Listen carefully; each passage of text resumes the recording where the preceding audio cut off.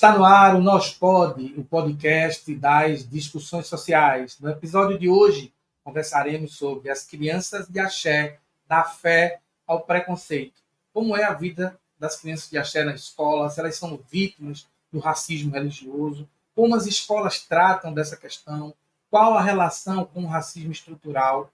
E para discutirmos todas essas questões, recebemos aqui hoje o nosso querido Gustavo Filizola, que é professor da rede estadual de ensino aqui de Pernambuco e também da rede municipal de Jaboatão dos Guararapes, uma cidade que fica situada aqui na região metropolitana do Recife. Gustavo também é doutor em educação pela Universidade Federal de Pernambuco e hoje nós temos o prazer e a honra de receber. Gustavo, seja bem-vindo aqui ao nosso espaço de debates. É um prazer ter você aqui conosco. A alegria, Xande, é minha, né? É muito importante discutirmos, né, trocarmos ideias sobre assuntos que afetam a sociedade, em especial as crianças. Quando nós falamos das crianças de axé, a gente engloba não só as crianças de terreiro, né, de candomblé, mas também nós podemos trazer para a nossa discussão as crianças umbandistas, né, juremeiras e outros segmentos. Então, esse, para mim, é um tema importante. Primeiro, falar da criança é uma coisa importante. Falar de educação também é uma coisa importante.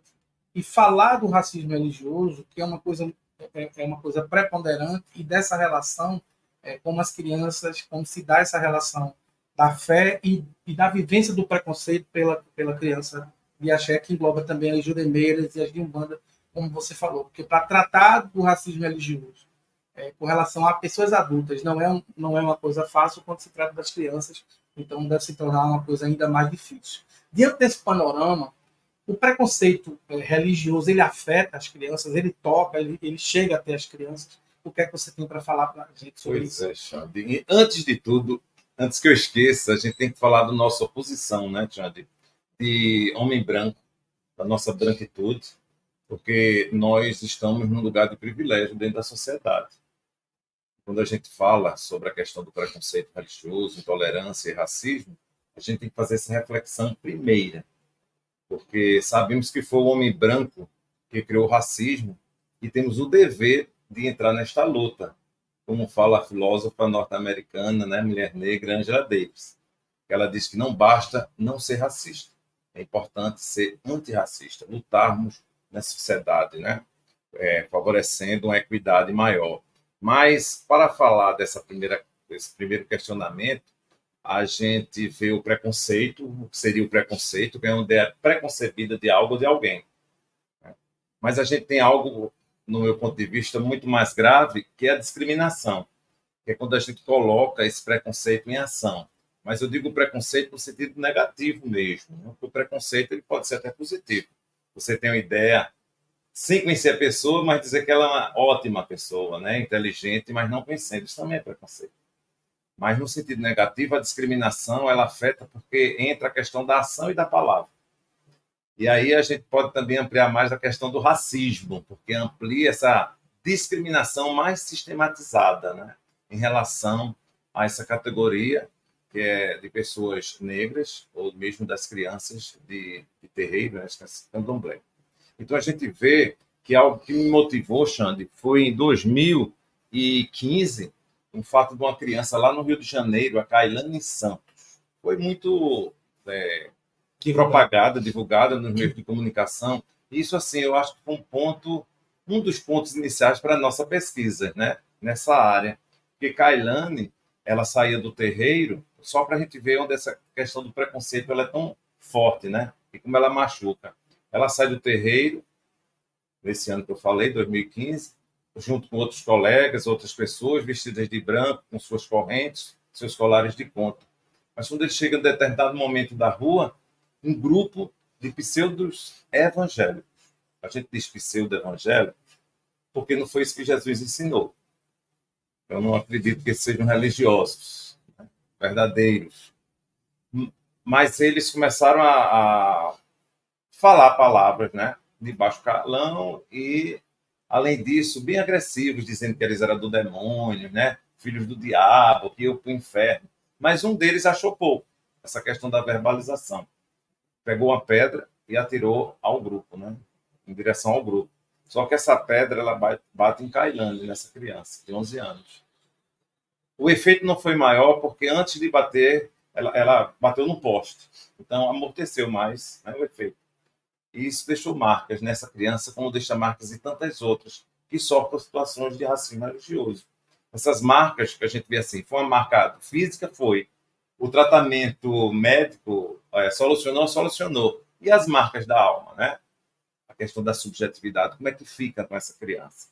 Mas a gente também vê, trazendo agora um pouco da nossa realidade, ao longo desses anos que a gente foi pesquisando, há uns 3 anos ou 4 anos, uma mãe me relatou, numa escola aqui da região, região metropolitana da cidade do Recife, né, nosso estado de Pernambuco, uma criança que, durante o carnaval, porque é um momento de muita cultura aqui para o nosso estado, e a criança participou de uma foché, para você ver. E ela recebeu uma corrente amarela que representa o orixá Oxum, o orixá feminino, da fertilidade, né? da ajuda para o nosso viver. E ela então foi com essa corrente no pescoço para a escola. Uma professora ortodoxa, religiosa, né? Ela pede para a criança tirar essa corrente do pescoço dentro da sala de aula. E olha que ela é uma escola pública. Escola pública. Aí eu fico questionando, se a criança fosse com escapulário, será que a professora ia agir da mesma forma? Será que se a criança estivesse com a Bíblia na mão, agiria da mesma forma? Mas a professora disse para a criança tirar, e a criança assustadoramente não tira e fica em silêncio. E a professora tem a audácia, né, assim, de chegar lá e arrancar essa guia do pescoço da criança, essa corrente. Isso foi assim um movimento, né, que chamou a atenção, aí babalorixás, advogados foram para a escola, porque isso não pode ficar assim. A gente não pode normalizar atitudes como esta. Então, isso é o efeito que a gente pode perceber, o que é o preconceito, o que é a discriminação, o que é o racismo religioso na vera, né, na prática. Eu acho importante, assim, até ter colocado essa primeira pergunta, me referindo à questão do preconceito, porque eu acredito que o preconceito ele vem antes da própria ação do racismo religioso, né? Porque o racismo religioso ele já é uma consequência do preconceito. Então você foi bacana porque você conseguiu pontuar cada coisa no seu lugar e o peso que isso tem na formação da criança. Eu acho que você trazer essa fala é importante porque é nesse momento onde a criança constrói para ela, né, aquilo com a leitura de mundo, né, que vai se produzindo a partir da relação que ela tem com os adultos. Quando o adulto interfere diretamente dessa forma violenta, porque isso é uma violência, né, porque o racismo religioso é uma violência, né, então é muito importante que a gente demarque, eu acho muito bacana ter deixado bem explícito para a gente do que se trata. E a gente vai falar um pouquinho disso nessa próxima pergunta. Mas antes eu queria falar para vocês, né, das nossas redes sociais. Então, siga-nos no Instagram, a gente está lá no @nospod.podcast, nós estamos lá. Os nossos episódios inéditos, eles chegam na plataforma do YouTube e também no Spotify toda quinta-feira às 20 horas. Então, ouça-nos no Spotify e não esqueça também de nos seguir por lá e também de se inscrever no nosso canal do YouTube, né, onde os nossos conteúdos estão sempre vinculados. Então, basta pesquisar pelo Nosso Podcast, né, e você vai nos encontrar lá no YouTube também, vai nos encontrar no Spotify e também no Instagram. E queria agradecer a vocês que já nos seguem, né, aquelas pessoas que já estão ouvindo, assistindo os nossos episódios toda quinta-feira às 20 horas disponibilizados para vocês. Para nós é um motivo de alegria saber da presença de vocês sempre nos ouvindo e dando aí o feedback de vocês sobre o que a gente tem apresentado. Voltando para a nossa discussão, hoje com o tema, né, falando sobre as crianças de axé, da fé ao preconceito, né, e com o nosso querido Gustavo Filizola, nós vamos perguntar para ele o que você acha que alimenta o preconceito religioso, o racismo religioso, a ponto de afetar, inclusive, as crianças. Xandri, quando a gente faz esses estudos, né, das questões das relações étnico-raciais, a gente se depara com os estudos decoloniais, que a gente não pode esquecer para essa temática. O grupo Modernidade e Colonialidade, quando vai trazer a colonialidade do poder. Então, acredito que isso alimenta esse racismo, que é o poder exacerbado. Mesmo com a independência, né, dos países que foram colônias, mas dizem esses estudiosos que o colonialismo acabou, mas a colonialidade perpetua. E o Aníbal Quijano, que é um sociólogo peruano, ele fala isso. Então eu vejo que a colonialidade do poder está à frente de tudo isso, que vai gerar uma colonialidade do ser, não permitindo que os seres que foram subjugados, né, qualificados como inferiores, invisibilizados, pudessem exercer o que são, né, a sua religiosidade, por exemplo, como também a questão da colonialidade do saber. São conhecimentos que também são inferiorizados. Eu falo conhecimento porque não é só a universidade que traz, né, que é um conhecimento, a gente sabe que é o aceito, que é o padrão, mas quando a gente vai para os terreiros de candomblé, nós vamos encontrar conhecimentos, no meu ponto de vista, tão importantes quanto da universidade. E a gente vive num momento em que precisamos fazer um retorno, eu vejo assim, fazer um retorno às nossas origens, à nossa ancestralidade. Mais adiante a gente pode comentar alguma coisa sobre isso. Mas eu vejo que na nossa sociedade, então veja, existe um sociólogo, o Ramon Grossfogel, um sociólogo porto-riquenho, que ele fala assim, que o homem branco, né, ao invadir alguns países, ele traz um modelo, né, de heterossexual, um modelo cristão, branco, eurocêntrico. Isso foi implantado. Infelizmente, nós encontramos isso dentro das nossas escolas. O nosso currículo ele é branco. O nosso currículo ele é eurocêntrico. A gente não é contra, eu não sou contra o conhecimento europeu. O que eu vejo que a gente não pode é centralizar nele. Tem a sua importância. Então, veja, a gente vive numa sociedade onde as religiões que não são cristãs, que fogem desse modelo, como eu comentei anteriormente, elas são invisibilizadas, inferiorizadas, né? Tidas como demoníacas, porque foi o homem branco europeu que levou essa figura para a África. E aí a gente lembra a questão de Exu. Orixá Exu nunca foi, não é e nunca será o demônio, porque isso é a figura do homem branco cristão. Mas a gente vê na nossa sociedade, voltando, eu sempre gosto de colocar essa questão da pirâmide. Então, as religiões de matriz judaica cristã, elas têm um valor. A escola, ela valoriza isso. Quando a gente vai descendo um pouco dessa pirâmide, a gente vai encontrar, por exemplo, o espiritismo, que aproxima-se e é dita como uma religião cristã, né, de raiz cristã, também valorizada, porque hoje se dizer que espírita é até um status dentro da nossa sociedade, e a gente vai podendo descer mais nessa pirâmide quando a gente encontrar a Umbanda, porque a Umbanda tem vários elementos cristãos, né, cristãs, né? Mas quando a gente vai para religiões de matriz africana, quando a gente vai para religiões de matriz indígena, como a Jurema, aí é que nós vemos a questão do preconceito. Então, essa hierarquia que está presente na sociedade, como dito, né, aqueles que se acham, né, superiores, inferioriza outros povos, inferioriza outras percepções, outras espiritualidades, eu acho que é justamente nesse bojo que se encontra a raiz do racismo religioso.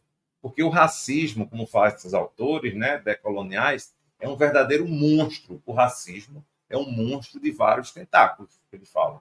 E um dos tentáculos é justamente chama-se racismo religioso. Você falou de Grossfogel, que eu gosto, um livro dele, Decolonialidade Diaspórica, mas a gente podia falar de Fanon, de Patrícia Hill Collins, de Grada Quilomba, da própria Angela Davis, que você já trouxe, mas de Attila Mbembe, quer dizer, alguns teóricos, Bell Hooks, Alvin Lorde, quer dizer, tem uma infinidade de... Eu queria discutir isso com você, falando de decolonialidade, eu acho importante, porque, para mim, a decolonialidade, como diz uma amiga minha, então, é uma chave epistemológica. E a decolonialidade, ela permite que a gente passe a enxergar aquela realidade a partir de um outro olhar que não daquele que nos colonizou. Então, eu também acho importante que você diga, eu também não sou contra o conhecimento europeu. Mas nós não devemos instituir o conhecimento europeu como um único conhecimento, como a única fonte de saber, de produção de saber do mundo.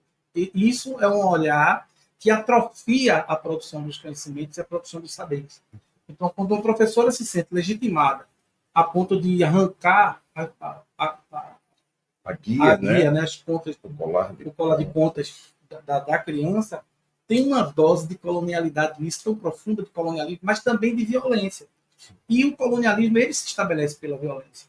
Então, eu discutir essas questões para que a gente possa entender. Eu acho que quando você fala de Exu, e quando a gente fala também da questão da demonização, porque se você é um conhecedor, é um profundo conhecedor da mitologia grega ou da mitologia romana, você é uma pessoa culta. Mas se você conhece a mitologia africana, você é um demoniado, é demonizado. Essa discussão é importante porque, na minha concepção, se eu estiver errado, me corrija, ela é a matriz do racismo religioso, como é a matriz do preconceito e do racismo em si. Então, essa discussão de hoje, ela tem muito a ver com a produção, né? A gente poder produzir um olhar decolonial e descolonizante com relação ao mundo que a gente vive. Isso que você fala da reprodução do poder é importante, e da hierarquização desses produtos, porque a gente coloca na conta que quando nós dogmatizamos o conhecimento, você se fecha para o diálogo. Então, se eu interpreto, entendo e aceito a religião cristã como uma religião dogmatizada, eu já não dialogo com você. Eu passo do pressuposto de que aquilo que eu apresento é uma verdade absoluta e que você não me traz a possibilidade de diálogo. Embasado nisso, né, qual é a realidade das crianças de axé no ambiente escolar a partir dessa discussão e desse olhar que a gente está produzindo aqui? Porque a escola, e aí eu vou falar enquanto pedagogo, para mim, é um espaço que precisa ser descolonizado. Não é? Porque a gente reproduz a ideia de colonialidade a partir da produção da escola. E tem uma coisa na cultura da religião afro que eu sou encantado, que é a reprodução oral. Assim, a importância da oralidade, da cultura oral para a religião terreiro. Então, qual a realidade das crianças de axé no ambiente escolar, diante de toda essa realidade colonial colocada por nós? Certo, Xande. Então, veja, nós sabemos que a escola ela tem um papel não só da construção do conhecimento, né, do processo do ensinar, do aprender, mas também tem um aspecto muito importante que é da socialização. Então, a escola ela deve estar preparada para favorecer, porque é um direito da criança, esse espaço. Infelizmente, há um despreparo. E eu também não posso esquecer da importância de nós conhecermos, vou até citar antes que esqueça, que é a Lei 10.639, de 2003, que trata justamente da história e da cultura africana e afro-brasileira. E a gente vai mais adiante, que inclui, em 2008, a cultura indígena, não é? A história. Porque isso vai preparar o ambiente escolar para a diversidade. A base curricular, né, comum, nacional, ela traz uma temática que nós não podemos esquecer. Eu até trabalho isso dentro das escolas, dentro do Estado, na disciplina da eletiva, que é a cultura de paz. Isso é uma temática transversal, não só do currículo nacional, mas também do próprio currículo estadual de Pernambuco, onde a gente vai ver a importância de trazer para a escola um ambiente de respeito à diversidade, às diferenças. Então, a criança de terreiro, a criança de axé, que tem a sua vivência, né, dos processos de brincadeiras, os seus processos de formação dentro do terreiro, isso é um momento de muita alegria para ela. Ela, quando chega na escola, ela é barrada, ela é silenciada, ela muitas vezes é, como você fala, violentada, né?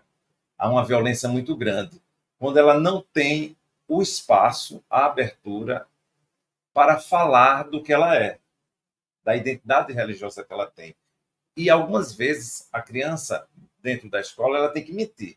Veja, é uma sociedade que se diz cristã, porque a mentira não cabe dentro dos conhecimentos cristãos. Mas é uma sociedade que se diz cristã, uma escola, né, que tem isso como base, ela força a criança a mentir, que é uma estratégia que a criança tem. A gente percebe dentro da pesquisa que a criança usa dessa estratégia para enfrentar esses desafios dentro da escola. ela dizer, por exemplo, que em vez de ser do candomblé, ela ser católica, porque é muito mais aceito. Ou ela omite, não diz nada, ou ela vai dizer que é católica, ou às vezes ela vai dizer que é espírita. E ela nega. Muito, o que a gente também encontra são os coleguinhas não se aproximando por medo, como se a identidade religiosa dela, candomblessista, fosse uma doença e fosse contaminar as pessoas, as outras pessoas. Porque a gente até entende, porque não é o demônio. Você é o demônio, mas você é o demônio. E a gente vê, assim, os diversos xingamentos, né, que as crianças recebem dentro da escola. Então é preciso que a gente mude essa realidade de alguma forma. Eu acredito sim na educação, eu acredito sim nessa proposta, no currículo que nós temos. Agora é preciso empenho dos gestores e empenho dos professores e professoras. Então eu fico muito assustado quando a gente encontra nessas posições pessoas com posturas religiosas muito fechadas, muito Fundamentalista. fundamentalistas, essa é a palavra. Porque eu não pode, na escola pública, por exemplo, rezar o Pai Nosso, porque eu já vivenciei essa experiência. Numa escola que eu passei, a coordenação queria rezar o Pai Nosso antes que os alunos entrassem na sala de aula. E eu fui o primeiro a dizer, se fizer, eu faço uma denúncia no Ministério Público, porque a escola pública ela é laica e precisa respeitar todos os segmentos religiosos, até mesmo as crianças e as pessoas que não têm nenhuma religião. Precisa ter esse respeito, então. Se é para rezar o Pai Nosso, então nós temos que fazer o mantra, a gente tem que cantar para Exu, tem que valorizar todos. Fazer uma roda, fazer uma gira, né? Você falou uma coisa e eu fiquei pensando aqui. Você falou da Base Nacional Curricular Comum, né? Comum Curricular, BNCC. Mas eu fico pensando aqui, Gustavo, e aí a gente pode falar um pouco sobre isso, que para além da questão do que fala a lei, e tá como o professor vive essa realidade. Então a gente sabe que como humano tem muito professor, e eu digo porque eu sou bem da área, nós somos professores, né? Que são preconceituosos e são fundamentalistas. E ele leva aquela vivência. E veja, essa palavra fundamentalista ela tem um peso muito grande para mim. Por quê? Porque o professor ele leva para dentro da sala de aula a realidade dele e ele quer tornar a realidade dele a realidade comum. Então, como é que a gente pode lidar com isso no sentido de criar essa consciência com relação aos docentes de que a escola é um lugar laico? Né? Ou deveria ser, né? Se não é, deveria ser. Então, porque o que eu vejo é a importância do professor na formação desse ambiente laico para poder dar segurança e fazer com que essas crianças se sintam à vontade para viver a sua identidade religiosa. Veja, quando a gente fala de uma pessoa viver a sua identidade religiosa, não quer dizer que a pessoa vai fazer uma gira na sala de aula, mas quer dizer que, assim como a criança cristã pode levar a Bíblia dentro da bolsa e tem o direito de estar com ela na bolsa, a criança de axé pode levar suas contas e seu paramento pode estar paramentada. Então, essa discussão da diversidade, ela não perpassa também pelo olhar do docente na produção do ambiente não hostil para essa criança? Pois é. Então a gente vai mais a fundo, porque me preocupa são os cursos de pedagogia, de formação dos professores, os cursos de licenciatura. Até onde eu sei, por exemplo, como eu já citei anteriormente, há uma disciplina chamada, né, Estudo das Relações Étnico-Raciais, que em muitas universidades são eletivas, que deveriam ser obrigatórias, porque eu vejo que prepara o professor para essa realidade, né, para enfrentar essa diversidade dentro da escola, porque a escola é um espaço de diálogo, mas um diálogo onde eu não vou colocar esse é o melhor, esse é o mais importante, ou esse é o que tem valor. Não, todos estarão no mesmo patamar nessa discussão. Acho que uma coisa importantíssima chama-se diálogo interreligioso dentro da escola. Eu também já tive a oportunidade de trazer alguns representantes para que os alunos possam escutar e até mesmo tirar dúvidas. Eu também não posso esquecer que este ano eu fiquei muito feliz porque a rede estadual ele escolheu 2024 como um ano afrocentrado. Então, as questões africanas e afro-brasileiras não vai ficar apenas para ser discutida no dia 20 de novembro, o Dia da Consciência Negra. Entendo. Mas é algo, como eu penso e acredito, e eu acho que é importante, é trabalhar essa temática dentro do possível, dentro das várias disciplinas, que não é só português, não é só história, não é só arte, mas trabalhar de uma maneira possível, né, nas várias disciplinas, ao longo do ano. Não é algo estanque, né, para um momento, mas trabalhar todo ano. Então, acho que isso vai trazer muitos benefícios para esse processo de formação das crianças e dos jovens. E voltando, os cursos de formação de professores precisam investir. A gente precisa abrir o nosso coração, né, para essa diversidade que é a vida, né, que é o mundo. Você fala da única história. Nós fomos educados para ouvir, aprender uma única história, né? A Chimamanda Adichie, né, que ela fala isso. Então, mas a gente hoje está numa outra realidade, a gente precisa abrir nossas consciências para fazer outras leituras, até para conviver, como eu falo, essa cultura de paz, porque o mundo precisa de paz. E nós precisamos de paz. Com certeza. E isso, para mim, é enriquecedor, esse debate com você, Gustavo, porque o ambiente da escola ele precisa ser diverso. O conhecimento ele se dá a partir da diversidade dos saberes. Houve uma época que nós, professores, achávamos que nós éramos a única fonte de conhecimento na sala de aula. Hoje a gente já sabe que isso não é uma verdade. E que sem essas pequenas ilhas de conhecimento que são os alunos, sem essa troca, sem essa partilha, a gente não aprende. Então, partir do pressuposto da educação bancária para produzir também uma discussão de fé, uma discussão sobre religião, é também sujeitar o aluno à nossa perspectiva. E o que é o colonialismo, se não isso? Então, hoje, é importante que se diga que a ideia da colonização ela se dá ainda no formato educacional, na forma da gente tratar a educação por uma parte significativa das pessoas. Eu tive um professor numa disciplina foi metodologia do ensino da ciência, que ele veio defender, ele disse literalmente que a escola não era lugar para falar de gênero. Isso era uma discussão de família. É um professor de metodologia do ensino da ciência, e eu discuti com ele.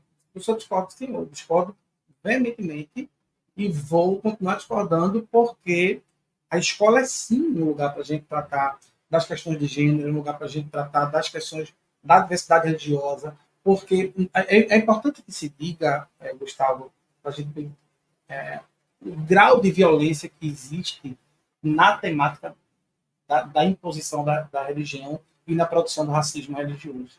A gente vai voltar com essa discussão, mas agora eu queria dar um recado aqui para vocês que estão nos assistindo, nos ouvindo, tanto no YouTube como no Spotify.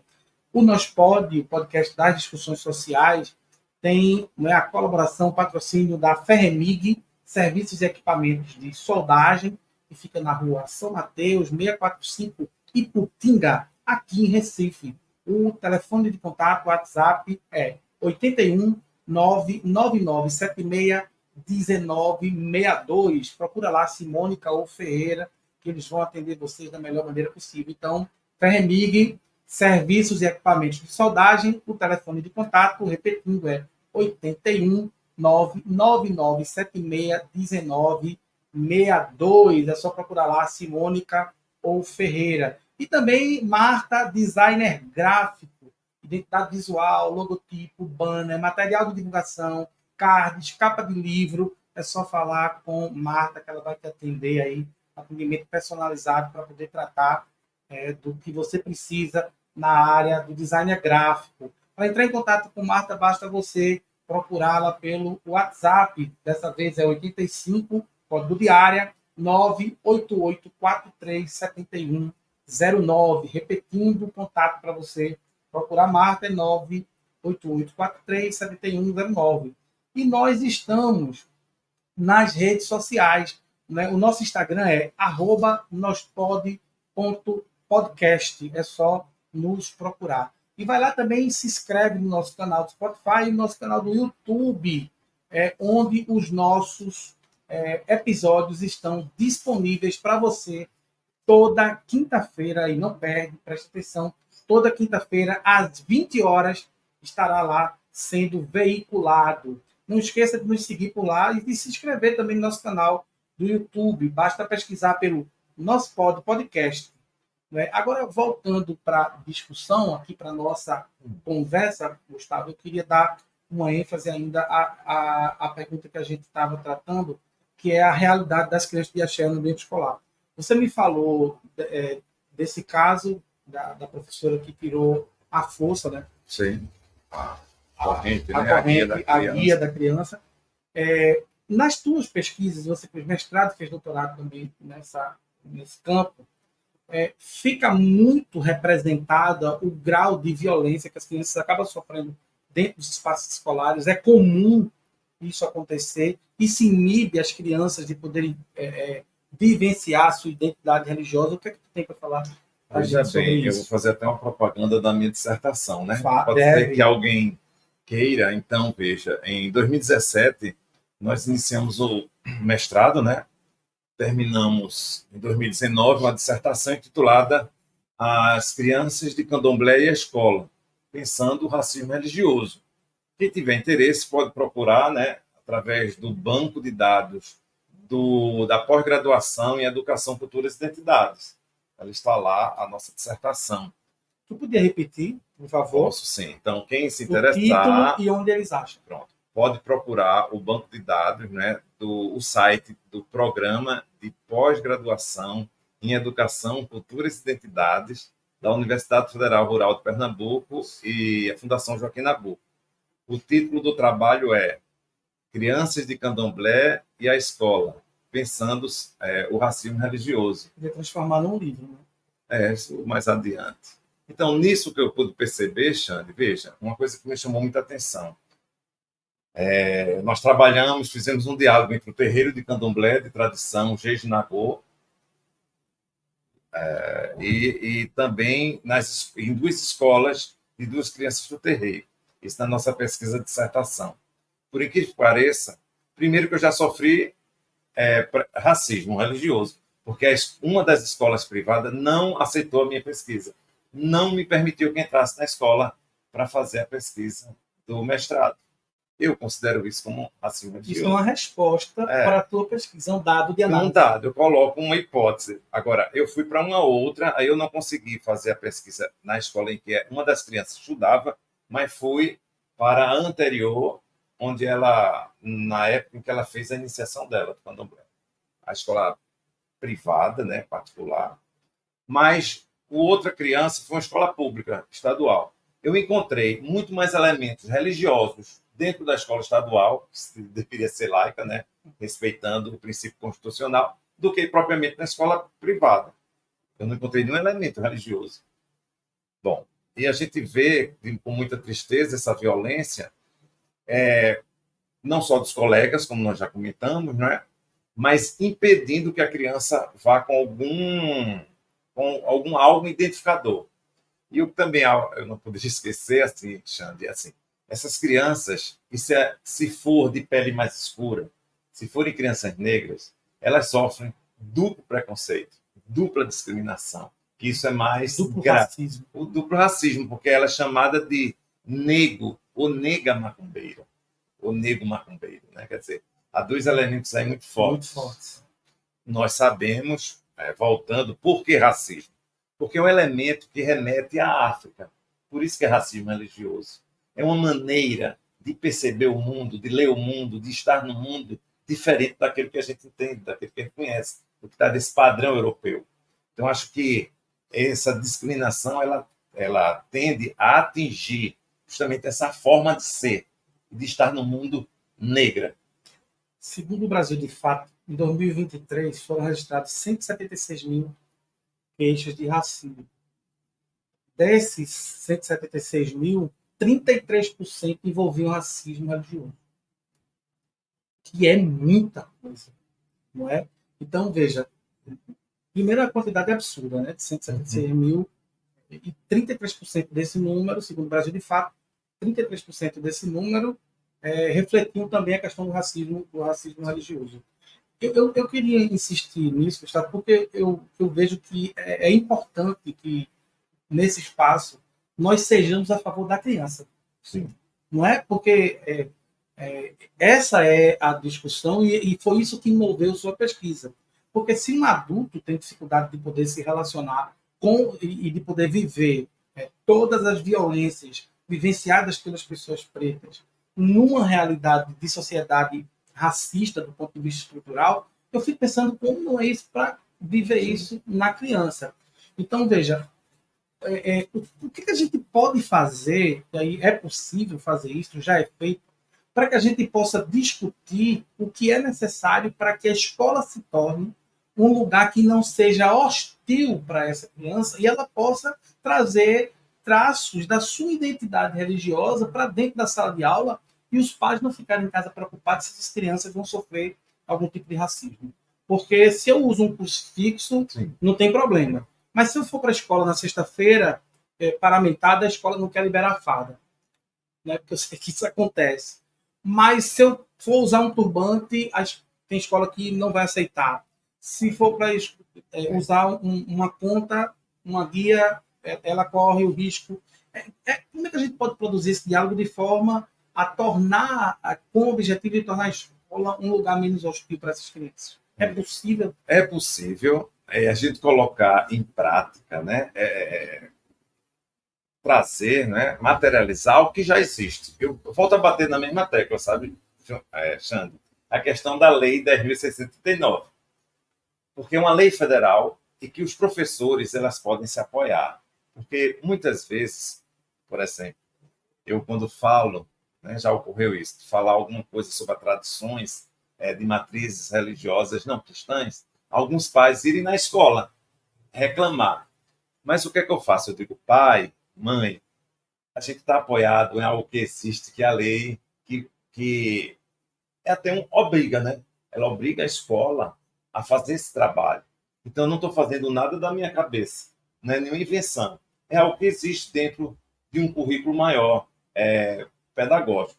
Então, é preciso uma disposição, aí eu acho assim, uma abertura da gestão, dos professores, para que possa trazer essa discussão e favorecer, na sala de aula, trazer esses conhecimentos outros, para que as crianças possam conhecer e também nas reuniões de pais. A gente tem a oportunidade de dialogar e conversar sobre isso. Sempre quando eu posso, sempre quando me chamam, eu estou conversando sobre o racismo religioso e o que fazer para diminuir, porque eu não vejo nem como acabar, porque a gente ainda vai caminhar um bocado, mas diminuir esses efeitos.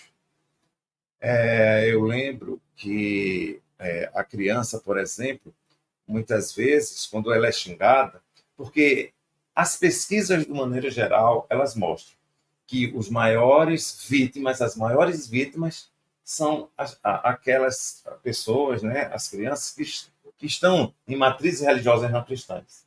E, infelizmente, os maiores agressores são de religiões cristãs.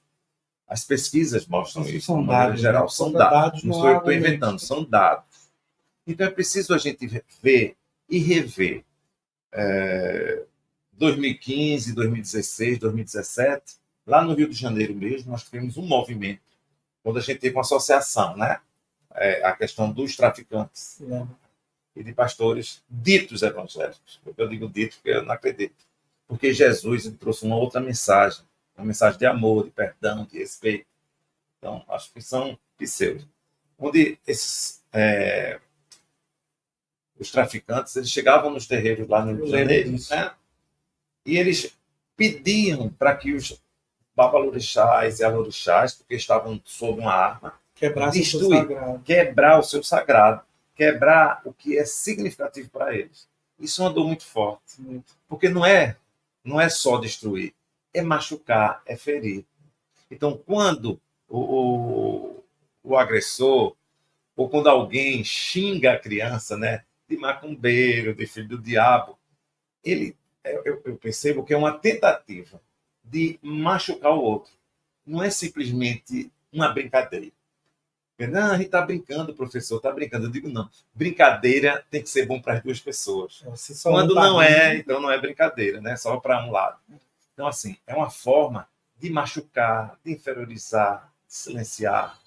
E é preciso a gente rever isso. O professor está muito atento para não banalizar essas ações. Opa, aconteceu, eu vi algo, atuar, mostrar, trazer informações, porque isso vai acabar com o preconceito, né? Você vai ter conceito sobre. E eu acho interessante, Gustavo, porque, veja, nós hoje vivemos um universo Hum. de muita, eu vejo assim, de muita produção teórica que a gente não tinha. Né? Aqui a gente tem Carla Cotirene, Uhum. quer dizer, a gente tem hoje um grupo de teóricos pensando o afrocentrismo de uma maneira muito mais presente e muito mais peculiar do que o que a gente tinha, sei lá, 20 anos atrás.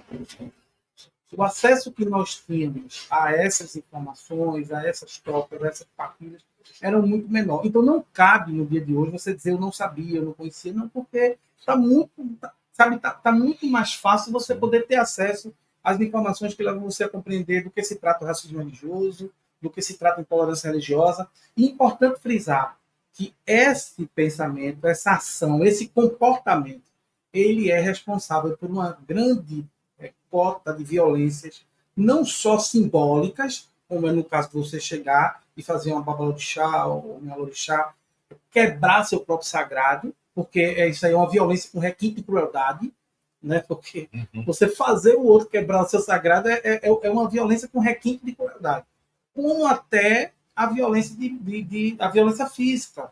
Eu lembro que no terreiro de Xambá, ali no TI de Xambá, eu acho que em 2019, 2018, uma pessoa também que se dizia cristã agrediu um casal que estava vindo do terreiro de Xambá e estavam paramentados. Né? E não queria deixar o casal subir no ônibus. Um negócio que você escuta assim, não sei se você lembra desse caso, porque são tantos, mas isso ficou muito gravado, porque o cara se achava no direito, essa pessoa, de dizer que pessoas endemoniadas não podiam subir no ônibus. Então, a gente está falando e teve briga e tal. Veja, a gente está falando de uma coisa que mata, porque o racismo mata. Né? O racismo mata, o índice de violência é grande e a gente não pode desprezar essa realidade num país como o nosso. Eu queria te fazer uma pergunta agora, Gustavo, para a gente ir caminhando no desfecho do nosso trabalho, que é as consequências do racismo religioso para as crianças de axé. Eu acho que é importante a gente falar disso, porque você pôde pesquisar, pôde dialogar com elas, pôde conversar. Aí tu pode falar um pouquinho da tua experiência na produção desse diálogo com elas e do que tu pôde notar de consequência desse racismo na vida dessas crianças. Pois é, então veja, antes que eu esqueça que a gente está com o tempo todo está acabando, mas veja, quando eu me aproximei para fazer os estudos, né, com as crianças de candomblé, crianças de axé, eu mesmo sofri o racismo religioso. Quando eu estava fazendo mestrado, alguém chegou para mim e disse assim: como é que você, tão branquinho, está estudando essas coisas? Veja, estudando essas coisas. Então, assim, a gente vê. Eu, além disso, me chamam de professor macumbeiro, né? E aí vai. Mas não importa. O importante é que a gente está nessa luta. E nesse último trabalho que a gente fez, que faz uma semana que eu defendi a tese, né? Foi um trabalho de. Foi uma luta em 5 anos, né? Da gente trabalhar, pesquisar, estudar. Mas a gente tinha um objetivo, eu tinha um objetivo, tinha um foco. No primeiro capítulo ainda vai sair a tese que a gente está arrumando, né? Mas aí fica já também outra propaganda. Mas no primeiro capítulo da tese. Qual o título da tese? A tese é Cosmopercepção Iorubá e Promoção da Resiliência Axé nos processos de transformação humana em crianças do Ilê Axé Orixalá Talabi. É um título grande. Mas a representatividade do título é engraçado, porque ela tem tudo a ver com a pergunta que eu fiz. Sim. Não é? Veja, a gente. Aí eu fui para eu fiz a pesquisa em um terreiro localizado na região metropolitana do Recife, na parte norte, um terreiro que investe no trabalho com as crianças. Eles já realizaram em 2017 o primeiro Encontro Nacional de Crianças de Axé, 2019 o segundo, e esse ano estão pensando fazer novamente o terceiro. É um terreiro que já tem 33 anos de existência. E eu tenho aprendido muito, né? Tenho aprendido muito. E nesse primeiro capítulo da tese, eu pego 8 trabalhos de pesquisadores no Brasil e vou observando o que é que eles trazem em relação às adversidades, os riscos que as crianças correm dentro das escolas. E são coisas assim muito tristes. Eu até notei, Xander, aqui alguma coisa, por exemplo, a criança que sofre racismo da escola, ela passa a ter um desinteresse pela própria escola. Veja que coisa ruim. Porque é um ambiente que não traz felicidade a ela. Na medida em que ela gosta bastante do terreiro, mas quando a gente passa para a escola, ela já não gosta tanto, porque não há espaço que abrace, né? Que abrace, É hostil, né? que é hostil.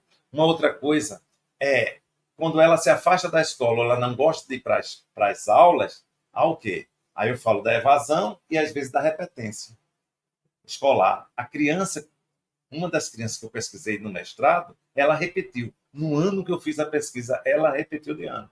Veja, devido a esse racismo religioso, do que ela sofria na escola, por parte de alguns professores, gestão, por não saber lidar com a situação, e dos colegas. Então, evasão escolar, repetência, baixo autoestima, porque constantemente você está dizendo, você é inferior, né?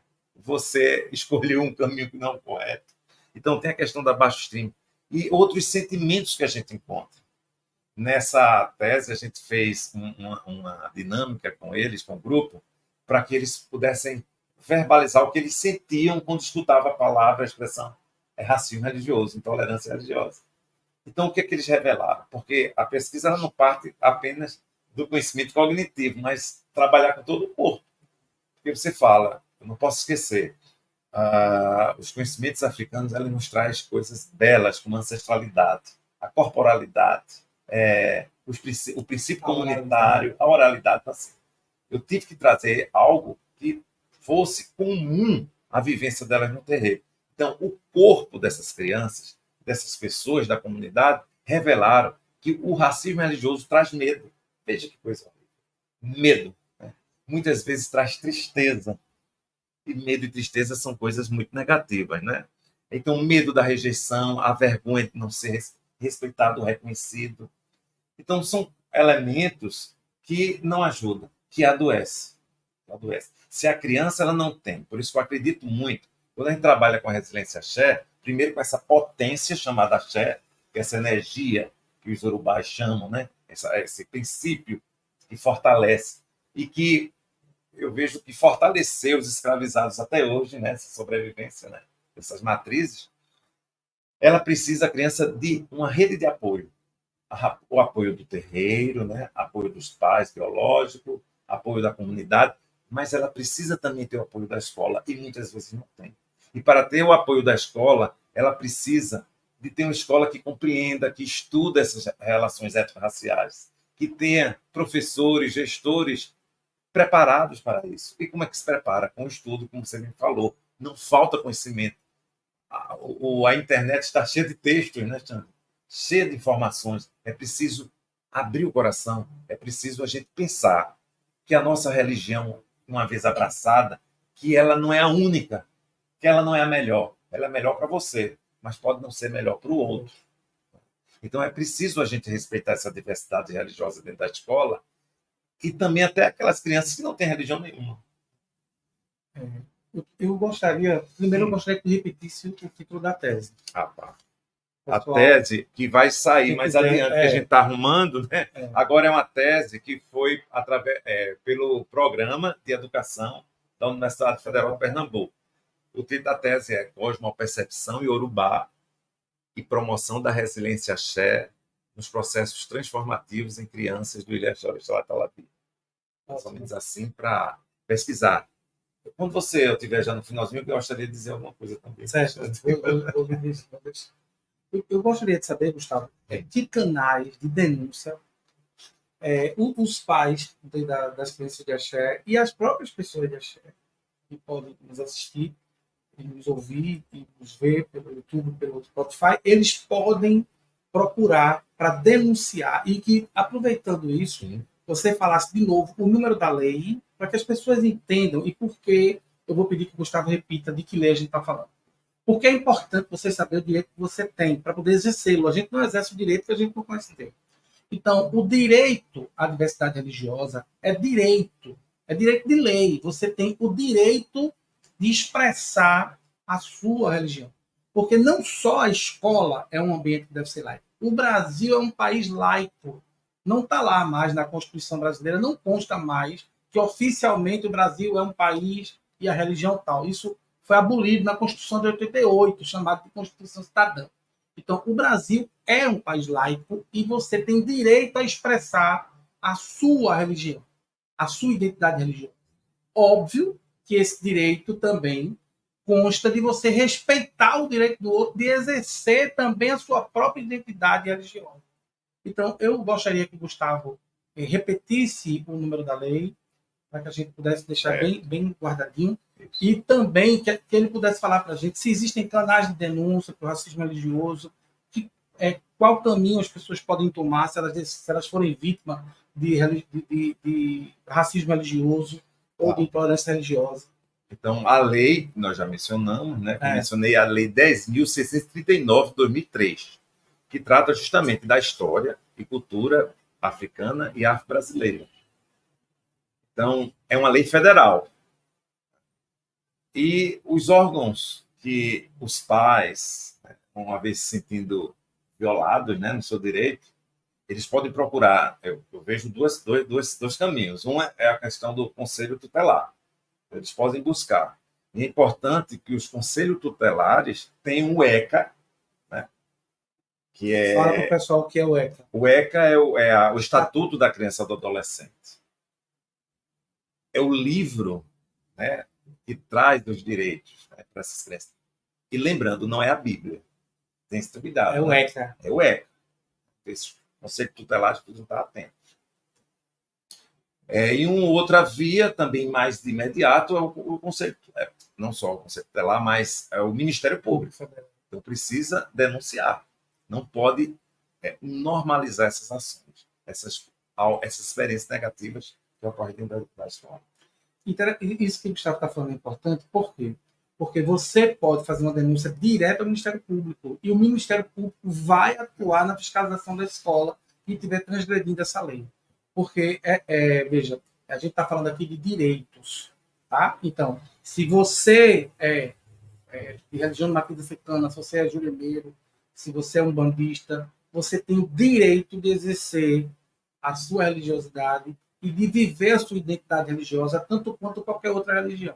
Então, se você está sendo atacado no seu direito, você procura, né, como ele falou, se for com as crianças, o conselho tutelar, que precisa estar habilitado para poder pesquisar e resolver as questões. Caso o conselho tutelar não seja hábil na resposta ou não colabore com você, você procura o Ministério Público, faz também até uma queixa do próprio conselho tutelar, além de fazer uma queixa da escola. Né? Porque o que deve reger o conselho tutelar, e a gente tem visto isso, que a religião tem influenciado, inclusive, as eleições do conselho tutelar. Sim. Né? Isso tem sido muito, muito gritante. Na última eleição do conselho tutelar, a gente viu isso muito demarcado, né? Uma força religiosa muito grande querendo tomar conta dos conselhos tutelares. Então, faz denúncia no Ministério Público, procura, né? Dependendo do caso, até a delegacia da criança.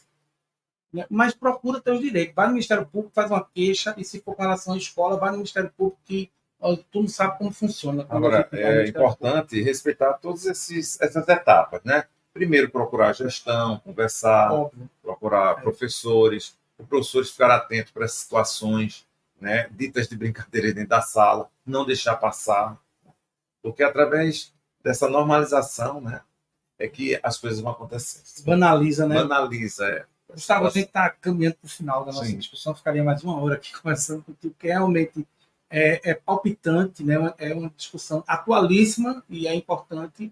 Eu queria que tu falasse para a gente, antes de tu passar para as considerações finais, o nosso encontro em uma única frase. Eu tenho uma frase que eu gosto muito assim: deixem as crianças de axé em paz. O que é deixar as crianças de axé em paz? É deixar exercer a espiritualidade que elas abraçaram, ou que abraçam.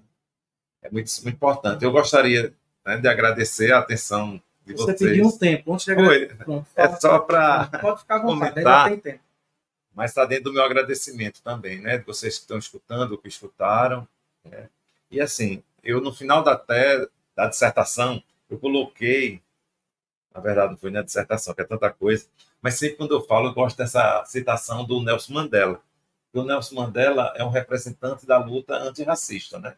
É um negro que passou vários anos preso diante dessas injustiças, né? Dentro da África do Sul, mas o que ele pregou, né? O que ele lutou e trabalhou, eu vejo que não ficou só restrito, né, para a África do Sul ou propriamente para o continente africano, mas um exemplo para todo mundo.